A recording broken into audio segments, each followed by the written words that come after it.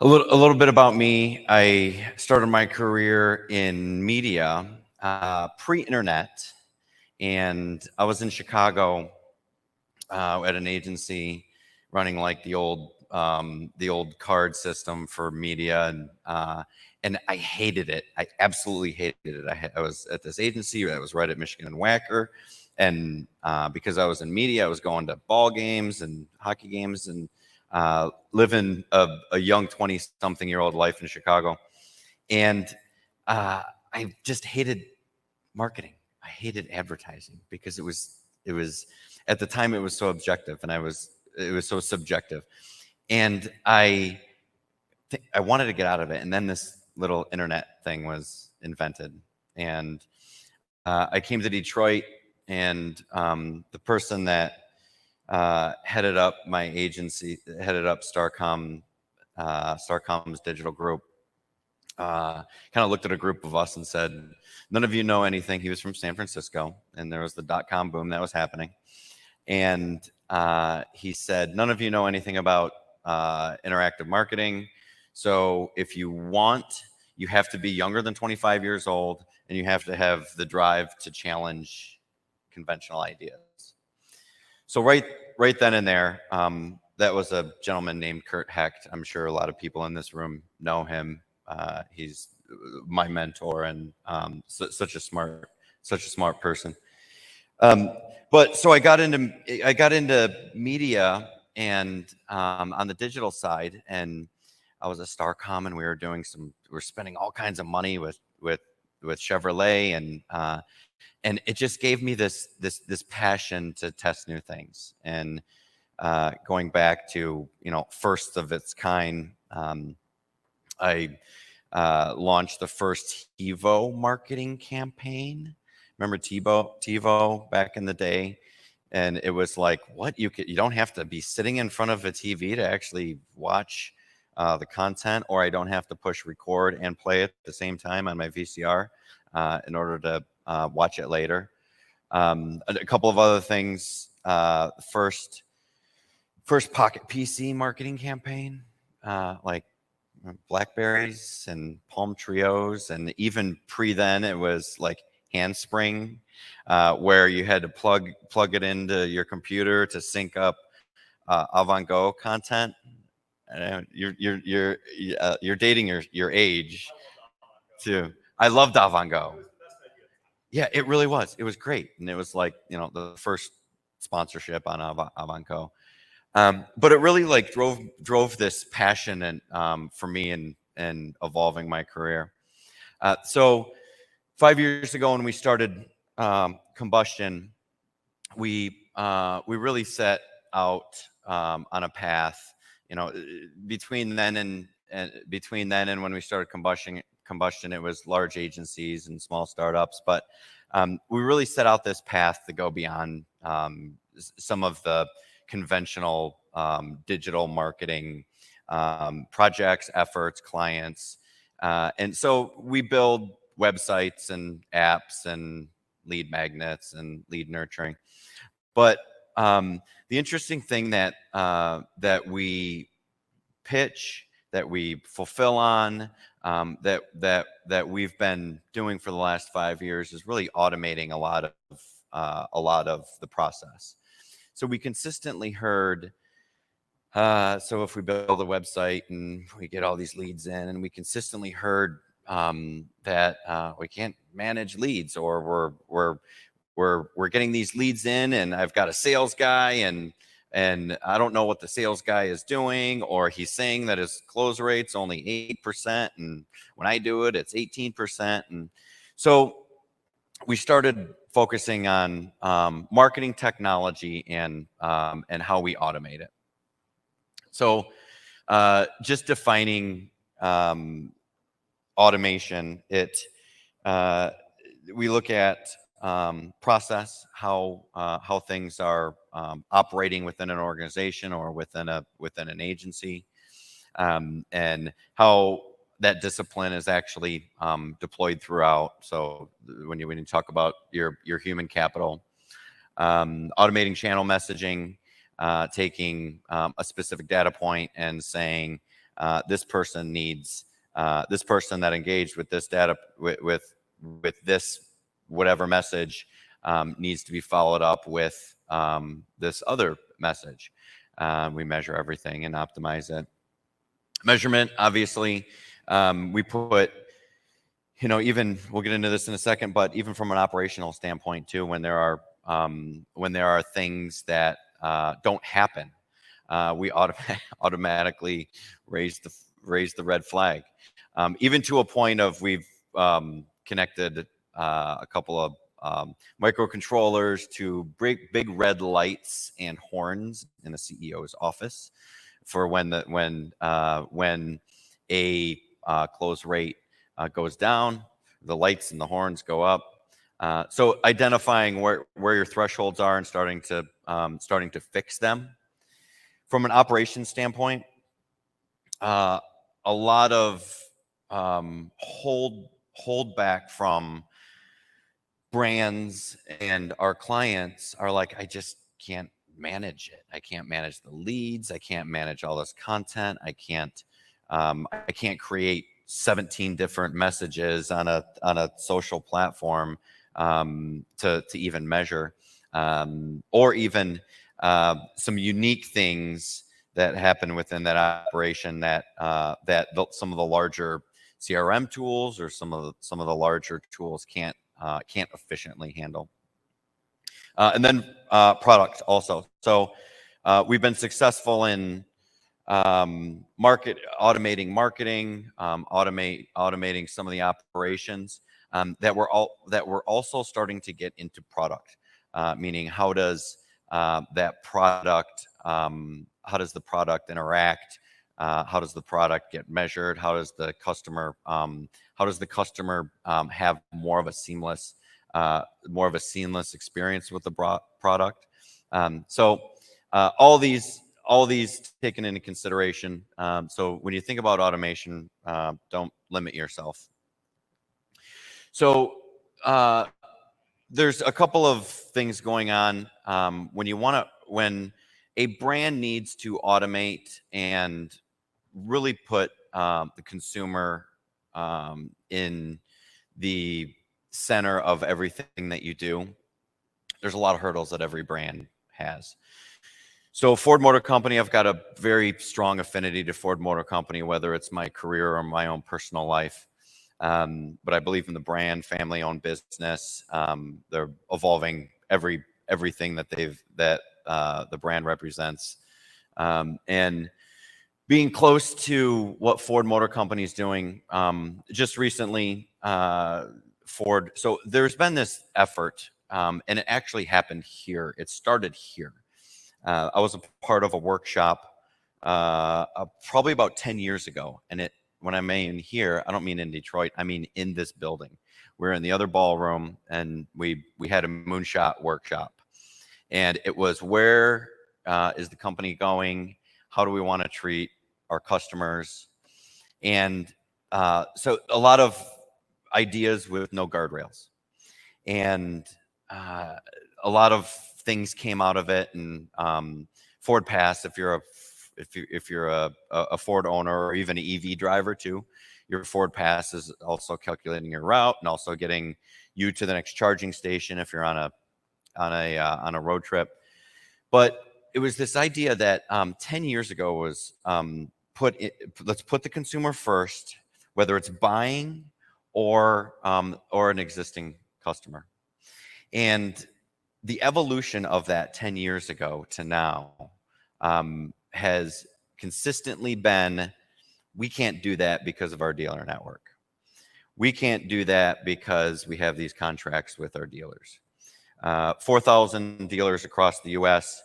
Won't let us do it. The dealer council won't let us do that. We can't go direct to consumer. So fast forward to 10 years. 10 years later, in March, Ford Motor Company said, we're taking our EV business and we're spinning up a new company. And we're still going to keep our ICE, our internal combustion engine business operating. We're going to rob Peter to pay Paul.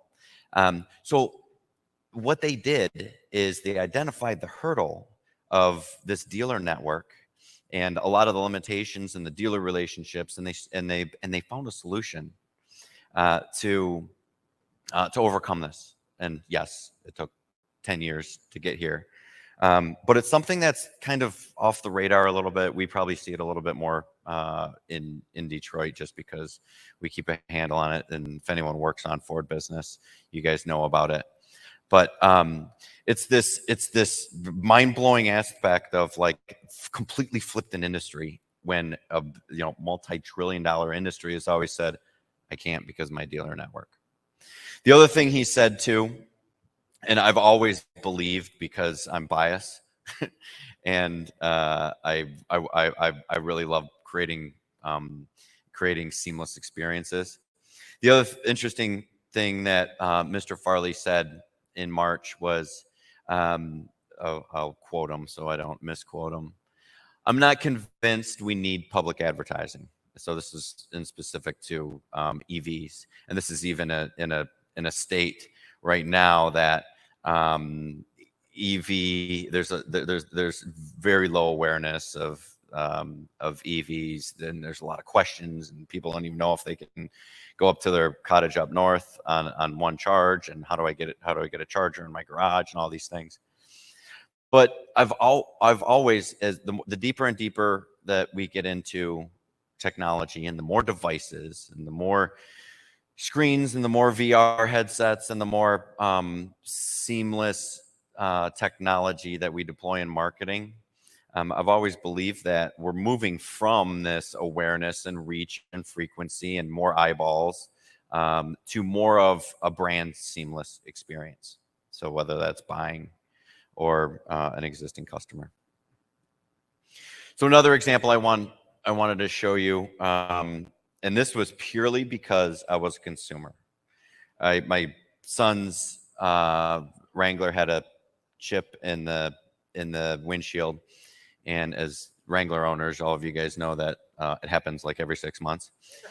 So because the flat windshield. But so I went online. I'm like, what's the easiest way for me to get it fixed? And I had this incredible experience with Safelite, and it was find where are you? How do you want to get it fixed? What's your vehicle? Connect APIs to my insurance company, and then all of a sudden, I'm getting text messages that they're showing up in my driveway, and I scheduled it. So it was this completely seamless experience that I was blown away. I was blown away that I literally had to do nothing except for spend 3 minutes on their browser-based website. So I did a little research on kind of Safelite. I'm like, windshield company, like that's pretty forward thinking for a windshield replacement company. And so here's a couple of screens of the experience, but they going further upstream of how they got there, they adopt the 2 diamond system, where they actually go through and identify opportunities and conduct discoveries, and then what's it take to build this seamless experience. But this is, and it goes back to, I don't know Mr. Feeney, the president and CEO of Safelite, but years ago, he said, we're going to get there, and quote unquote, we recognize that we are still on a journey to delight every customer and earn their recommendation in their, and this was in their transformation, and they call it this negative services category, because it's like going to the dentist and no one wants to do it, and it's a pain in the butt. But he had this vision to make sure that they earn their customer, and then they went through how you identify to make it seamless, and then they built it, and here I am talking about it, and I will always be a Safelite customer until they sunset the program. So I'm just going to give you some things that I've seen work really well in automating your marketing experiences, your product. So The first is to structure your automated discipline. So there's a ton of journey mapping tools. I'm sure everyone in this room has worked on journey mapping and identifying, who's our customer and what are the channels and what are the opportunities and the pain points and whatnot. So this discipline with one of our large multi-brand OEM clients, we're building this out. We're digitizing the old wall walk and the old PDFs, and we're building this out for them. And we're probably like 2 months in and got to a point of great. So when we get to automatically taking data in from 32 different sources, putting it into a digitized format, and revamping the journey map on a real-time basis, are you going to be prepared to start identifying how you customize your messaging? And this large OEM in town here said, oh my God, we're not. How will we, give us some idea of how we actually start to customize and tailor messaging if we actually get to this point of personalization. And so that project actually ended up spinning into this content health tracker tool where we identify the rules, the content the content itself, and actually butts up and make sure that all of these hundreds of thousands of pieces of content that are published in specific places are actually working, and they're validated that it's the right content going to the right brand, going to the right customer. But this wouldn't have been the old wall walk of PDFs and the old wall walk of great, and let's look at it every 6 months and then we'll revamp our TV and revamp what our website says and everything. It wouldn't have happened if we didn't digitize it and start asking questions. There was a result there, and they're saving hundreds, thousands of hours a year and saving money, but that's kind of a drop in the bucket for that OEM here. Automation tools. So there's a ton of great automation tools out there. Whether it's something for small brand or in-house team that's looking for an ESP or an email service provider, or something as large as large brand that needs to handle millions of customers, all the way up to like Salesforce. But regardless of small or large, we always get the complaint that these tools are too complicated, or they're too big for what we need, or they're too small for what we want to do, and they don't have this functionality. It's too much work. It's not automated. I have to hire a team of 7 to be able to manage just this one, nurturing campaign. And then always you hear it's too expensive. And obviously it varies, but some of the larger tools out there that are complicated and are big and do take a lot of work are too expensive.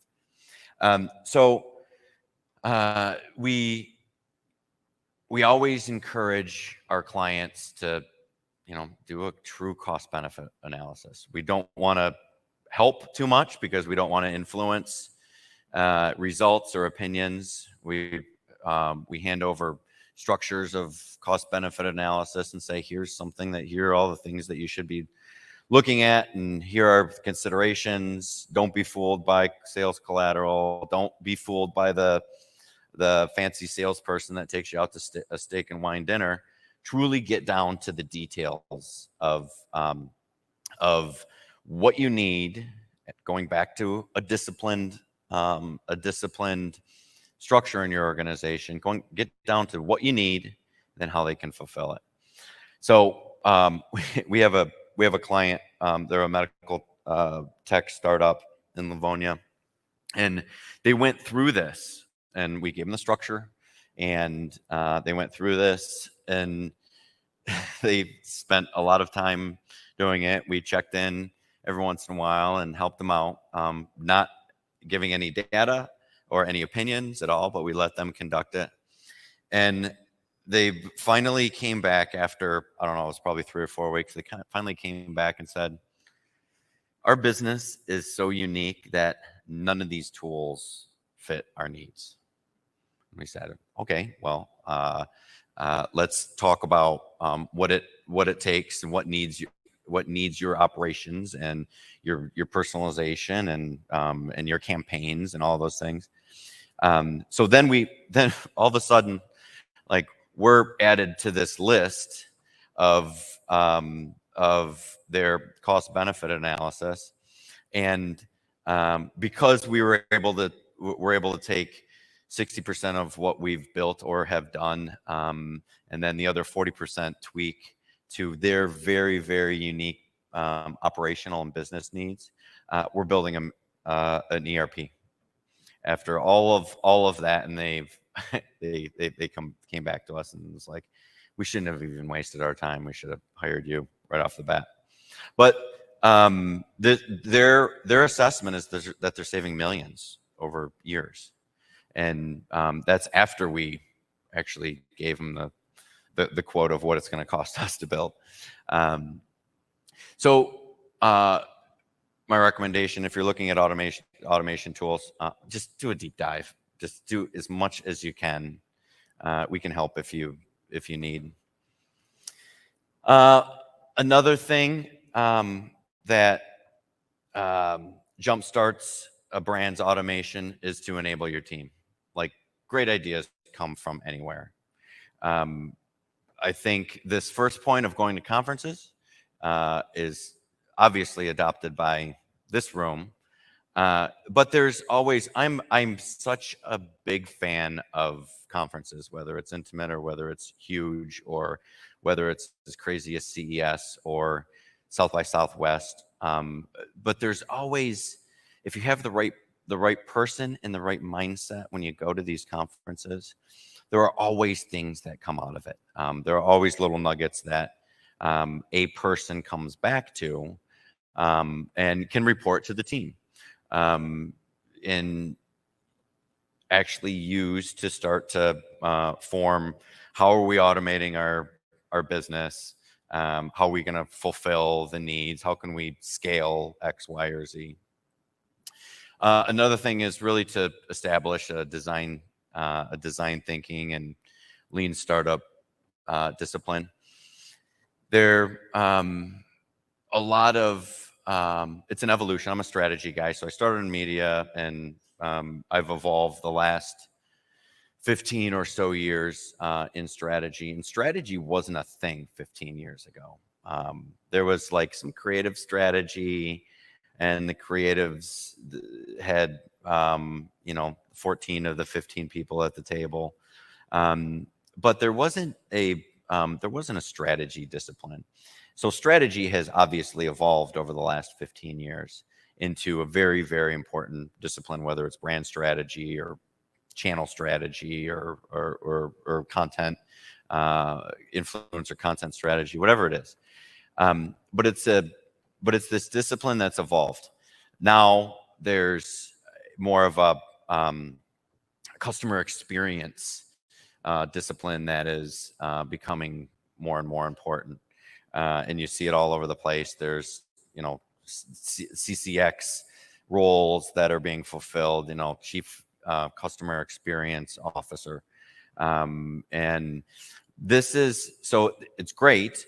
I know a lot of people in these roles at the brands, but there isn't an automation filter to it. It's putting the customer at in the forefront, but there isn't that peripheral that we talked about around, like, how do you fulfill?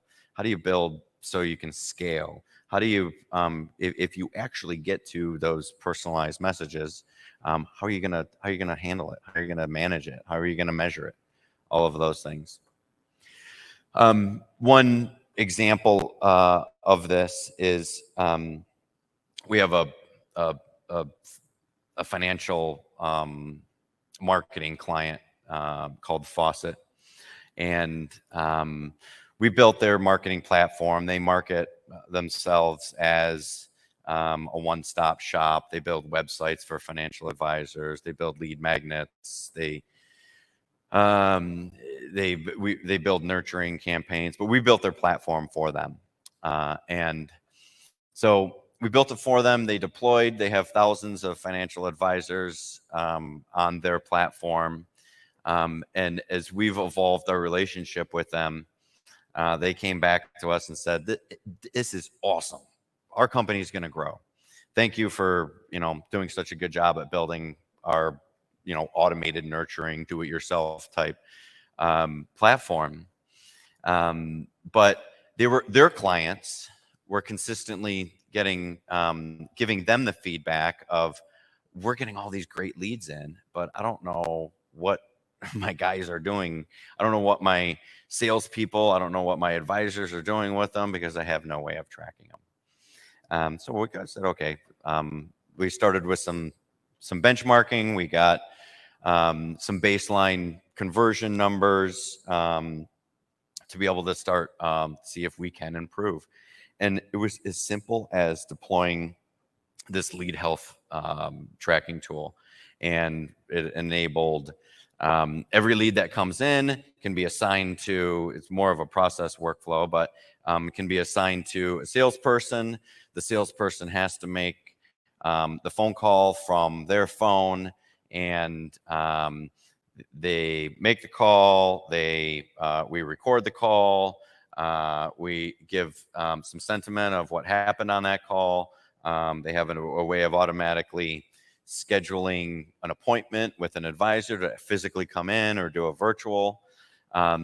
So this simple tool fixed all of the problems, and that wasn't a complicated build at all. It fixed this huge problem that no one in the industry or no one within their clients and customers' organizations admitted, that no one was tracking the leads.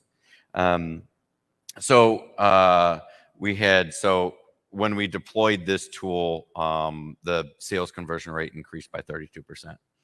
Pretty significant, especially when these financial advisors are sitting down with people with, $1, $2, $5 million portfolio to invest for their retirement.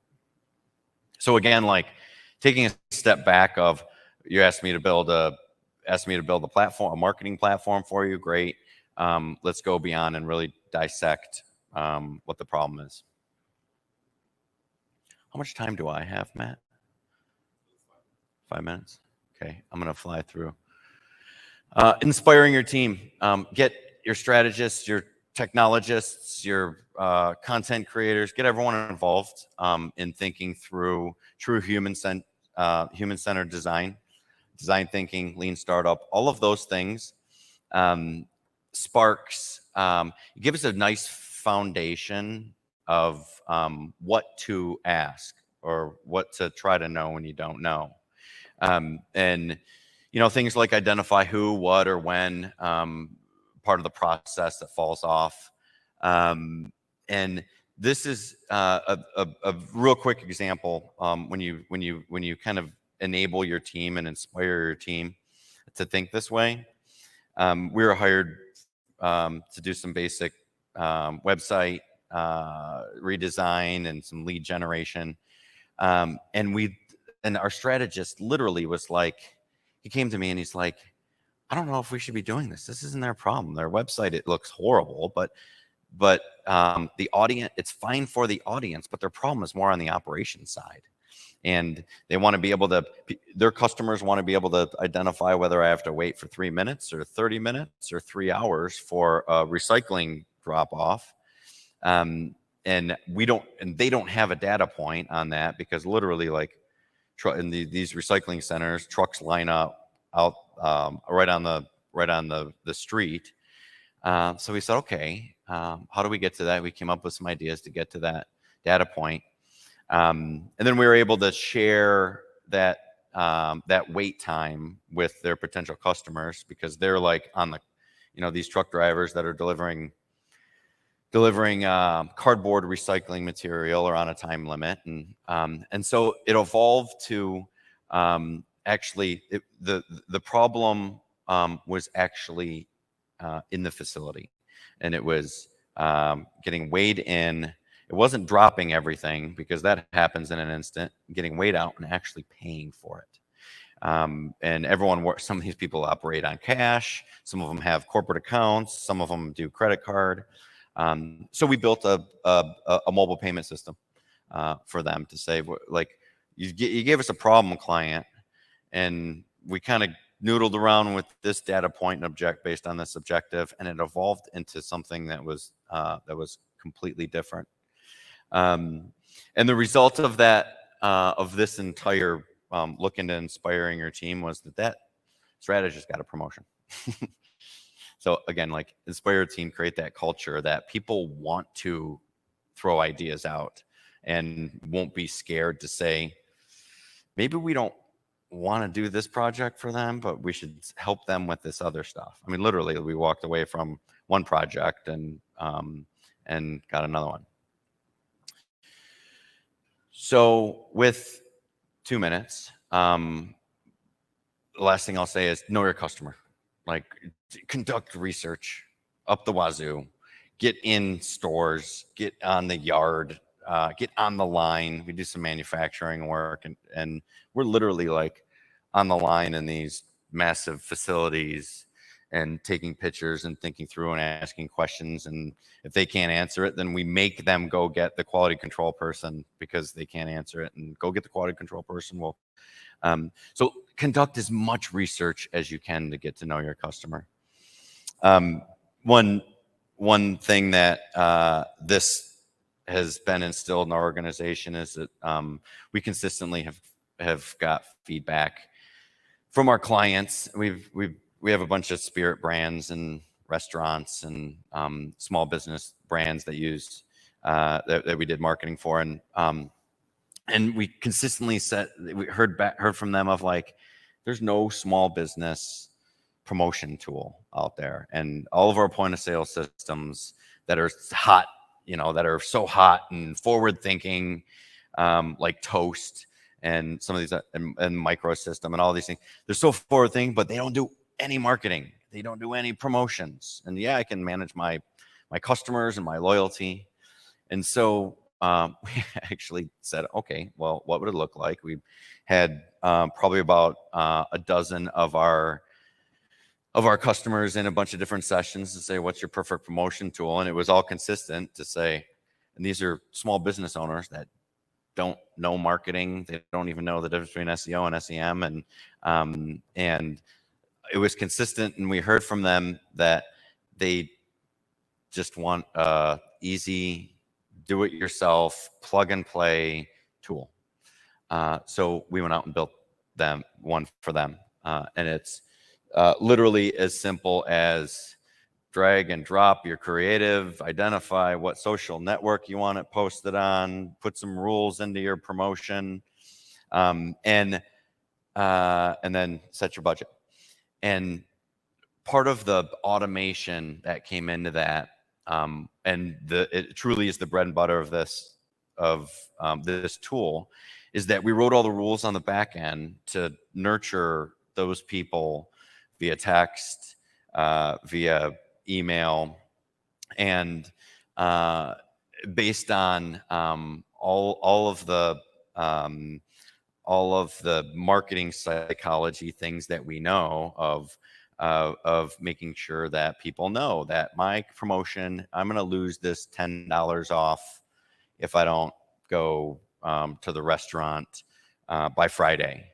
And it's crazy that just these little things, using little things like the principles of persuasion in your marketing messages. If you haven't read Robert Cialdini, you should. But little things like that have a significant impact. And all of our clients that we literally like, we're like, first month is free, just give them a little taste. And first month was free, and then they're all paying for it right now. And they have this massive lift in their sales, and every single one of them say it's 100% attributable to these campaigns. It lifts from 15 to 25% in sales. Oh, their customer loyalty also, because it continues to engage them, and the customer and the brand, gets them in the store, or gets them in the restaurant more often. Their customer loyalty almost doubled also.